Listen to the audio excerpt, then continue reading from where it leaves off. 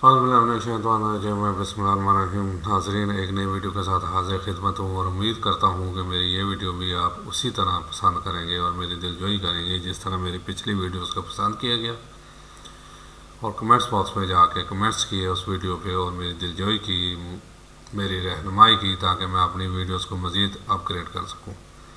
और नए आने वालों के लिए वेलकम, खुश आमदीद और साथ रिक्वेस्ट को मेरे चैनल को सब्सक्राइब करें और बेल आइकन को टच करें ताकि मेरी हर वीडियो बआसानी आप लोगों तक पहुंच सके।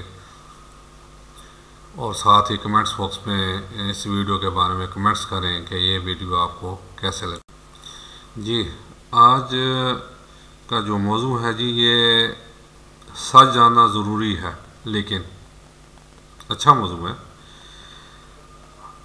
हम सब की हमेशा यही ख्वाहिश होती है कि हम हर मामले में सच जानें, हकीकत का मुकम्मल इल्म हासिल करें और हर वाक़े का बिल्कुल दुरुस्त अदराक हमें हासिल हो। हमारी ज़ाती, समाजी, मजहबी और सियासी ज़िंदगियों में हमारे असर रसूख और हैसियत भी हमारा सच की तलाश के रवैये ही पर मुनहसर होती है। पहला सवाल ये है कि सच है क्या?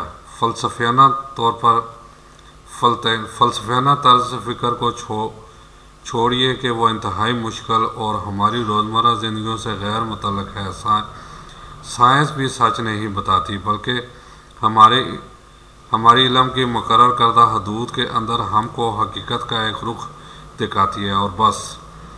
सच दरअसल इस हकीकत को कहते हैं जहाँ तक हम अपने ज़माने ज़बान गैर तजर्बाती और अक़ली ज़राए तक पहुँच सकते हैं। इसके अलावा सच की कोई आम ज़िंदगी वाली तारीफ़ मेरे इल्म की हद तक मुमकिन नहीं। ध्यान रहे, वो सच है जो किसी इंसान को ख्वाबों या अलहामात या किसी चिल्ले या वजीफ़े से हासिल हो। वो सिर्फ़ इसी इंसान का सच है, क्योंकि इन ज़राए की तस्दीक नामुमकिन है। मिसाल के तौर पर अगर मैं दावा करूं कि मुझको रोज़ रसूलुल्लाह की ज़ियारत नसीब होती है, इसकी तस्दीक नामुमकिन है। ये बात वाज़ह है कि सच पर हदूद आयद है और हमारी रसाई से किसी भी सच के तमाम पहलू ओझल ही रहते हैं। मिसाल के तौर पर खिलाफत के झगड़ों, सहाबा रज़ी अल्लाह अन्हुमा के बाहमी इख्तिलाफ़ातों, जंगों को ले लें। पुराने वक्तों से लेकर आज इंजीनियर साहब और मुफ्ती साहब तक के लोग किसी नतीजे पर नहीं पहुंच सके। बात तो सही है जी। क्योंकि हमारे पास इन वाक़यात का मुकम्मल डाटा दस्तयाब ही नहीं। वाक़यात के जुज़ियात हों या अहादीस, अक़वाल सहाबा हों या कुछ और, इनसे किसी एक भी वाक़ये या सानहे की मुकम्मल तफसीलात, किरदारों की नीयत और अमाल का कोई इल्म नहीं। इसीलिए 1400 साल से इस पर बहस जारी है और नतीजा नदारद। अब फ़िरक़ों को देखिए। पहले के तमाम फ़िरक़े फ़लसफ़ियाना मफ़रूज़ात पर कायम थे, जैसे अल्लाह की सिफ़ात का मसला, वहदत अल-वजूद या वहदत अल-शहूद के मसाइल। इन तमाम की जड़ में कुछ फ़लसफ़ियाना मफ़रूज़ात हैं जिनकी असल कुछ मज़ीद मफ़रूज़ात हैं, और ये मफ़रूज़ात बज़ाते ख़ुद भी इंसानी जहन की इख्तरा हैं। इनकी कोई भी दलील वही में नहीं, अलबत्ता कई अहादीस घड़ी हुई मौजूद हैं और इसके साथ बुज़ुर्गों के रूहानी तजर्बात हैं। ये साफ ज़ाहिर है कि ये तमाम अक़ायद सिर्फ़ और सिर्फ इंसानी जहन की इख्तरा हैं जो इन्होंने अपने ज़माने के ज़रिए इल्म यानी यूनानी फ़लसफ़ा और मंतक को इस्तेमाल करते हुए ईजाद किए।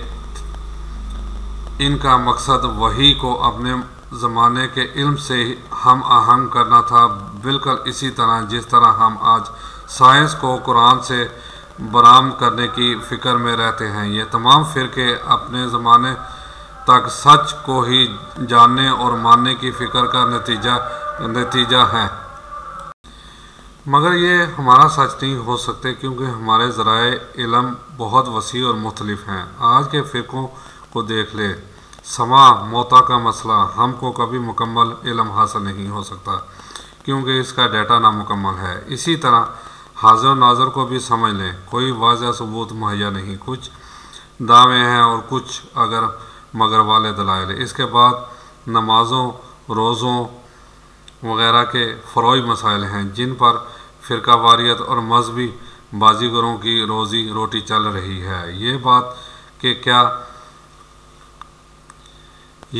کیا واقعی زور سے بسم اللہ پڑھنا، رفع یا دین کرنا وغیرہ ایسے مسائل ہیں جن پر نماز کی قبولیت کا دارومدار ہے؟ کیا کسی مخصوص طریقے کے علاوہ طواف کعبہ قبول نہیں ہوگا یا زکوٰۃ ادا نہیں ہوگی، یا ان تمام جملہ مسائل کی پوچھ ہوگی قیامت کے دن؟ اس بنیادی سوال کا جواب جو بالکل متفق علیہ ہے کہ ہرگز نہیں، یہ صرف افضل عمل کو مقرر کرنے کا سوال ہے۔ تو پھر دوسرا سوال پیدا ہوگا کہ اس افضلیت کو ثابت کرنے کا کون سا حتمی ذریعہ ہمارے پاس موجود ہے؟ اس کا جواب ہے کوئی بھی حتمی ذریعہ موجود نہیں، نہ اب وحی آئے گی اور نہ کوئی فرشتہ نازل ہوگا، یہاں بھی صرف آراء و گمان ہی ہیں اور کچھ نہیں۔ یہ سب لکھنے کا مقصد یہ ہے کہ ہم کسی بھی معاملے میں بحث کرنے یا رائے قائم کرنے سے پہلے یہ سوچ لیں کہ اصل سوال کیا ہے، اس سوال کے جواب تک پہنچنے کے لیے ہمارے پاس کیا ذرائع ہیں، ان ذرائع کی حیثیت کیا ہے، یعنی کیا یہ زمانی ہے جیسے منتقل دلائل یا فلسفیانہ دلائل یا تاریخی واقعات یا پھر تجرباتی اور سائنسی، اور سب سے آخری ضروری بات اس سوال کے جواب سے میرے دین، دنیا اور آخرت میں معاوضے پر کیا مدد ملے گی؟ ان باتوں کے فیصلے کے بعد ہی بحث کرنا فائدہ مند ہوگا۔ اصل میں بڑی اچھی تحریر ہے۔ میں بھی پہلے ان چکروں میں پڑھتا تھا بہت زیادہ کہ یہ کیا ہے، وہ کیا ہے، فلانا۔ تو میرے اللہ خوش رکھے میرے داماد صاحب نے مجھے بڑے اچھے سے بریف کیا، وہ ماشاءاللہ عالم فاضل ہیں اور ایک مدرسے پہ مدرس ہیں، نیک نیت سے پڑھاتے ہیں۔ مجھے انہوں نے کہا انکل آپ ان چیزوں میں الجھیں گے تو جو ہے نا جو کچھ آپ کے پاس ہے وہ بھی چلا جائے گا، پہلے سے بھی آپ رہ جاؤ گے، بلکہ اصل میں وہ جو ہے نا جو کہنا چاہ رہے تھے میں کھل کے خود آپ گمراہ ہو جاؤ گے۔ آپ دیکھیں آپ کے لیے ضروری کیا ہے؟ نماز ضروری ہے، نماز پڑھیں۔ تمام فرقوں کے جو جیسے پڑھیں، ہاتھ چھوڑ کے پڑھیں، ہاتھ باندھ کے پڑھیں، جیسے پڑھیں نماز پڑھیں، نماز ضروری ہے بس۔ آپ ان چکروں میں نہ پڑھیں کہ وہ فلاں مسلک فلاں مسلک فلاں مسلک، یعنی یہ انہوں نے مثال دی۔ اسی طرح اپنا رمضان روزے رکھنا ٹھیک ہے، قرآن پاک پڑھنا، جو آپ کے لیے ضروری ہے وہ کریں، باقی چھوڑ دیں۔ باقیوں کا آپ سے جس کا آپ سے سوال ہی نہیں ہوگا اس کے پیچھوں کی پڑھتے ہیں، آپ بیل مجھے مار، یہی ہو گیا نا۔ تو اس کی بات سے میں 110% بلکہ 1000 کیا لاکھ گنا ایگری کرتا ہوں۔ ہم انہیں مسائل میں پڑھیں گے نا۔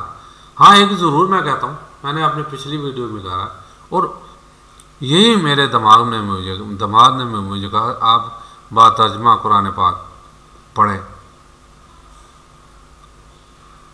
قرآن پاک پڑھیں، با ترجمہ پڑھیں، اس میں کیا لکھا ہوا ہے۔ اور یقین مانیں قرآن پاک جتنا زیادہ پڑھیں گے نا آہستہ آہستہ ہمارے اور قرآن پاک کے درمیان جو پردے ہیں نا وہ حائل ہونا شروع ہو جائیں گے۔ اقبال کا صاحب کا میں کوٹ کرنے لگا ہوں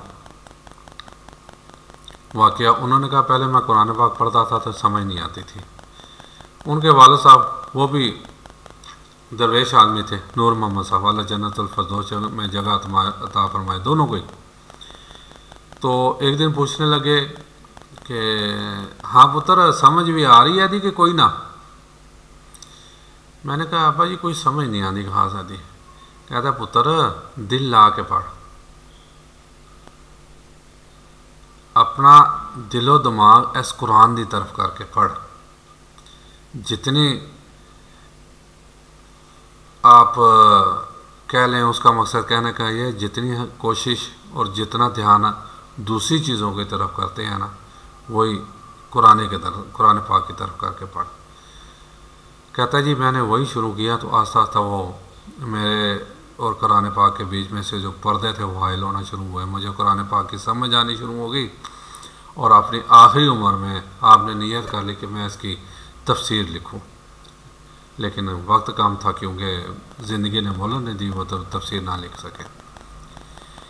اس میں ہم اپنا بچپن کا کر سکتے ہیں کہ ہم بچپن میں انگلش فلمیں مزاحیہ انگلش فلمیں بہت شوق سے دیکھتے تھے. آہستہ آہستہ ہمیں سمجھ آنا شروع ہو گیا کیونکہ ہماری کنسنٹریٹ ہمارا دھیان پورا کا پورا اس فلم کی طرف ہوتا تھا. آج بھی بچے دیکھ لیں انڈین فلمیں یا پاکستانی فلمیں زبانی یاد ہوتی کیونکہ ان کا پورا دھیان اس طرف ہوتا ہے.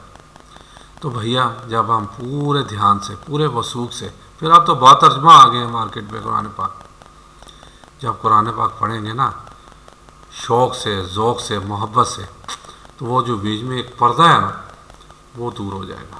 ہمیں قرآن پاک کی سمجھ آنی شروع ہو جائے گی اور ہمیں یہ بھی سمجھ آنی شروع ہو جائے گی کہ ہمارا اصل راستہ کون سا ہے. ذرا اس پہ سوچیے گا اور کمنٹس باکس میں جا کے کائنڈلی کمنٹس کیجئے گا کہ آپ اس بارے میں کیا کہتے ہیں. اجازت چاہتا ہوں. السلام علیکم ورحمۃ اللہ وبرکاتہ.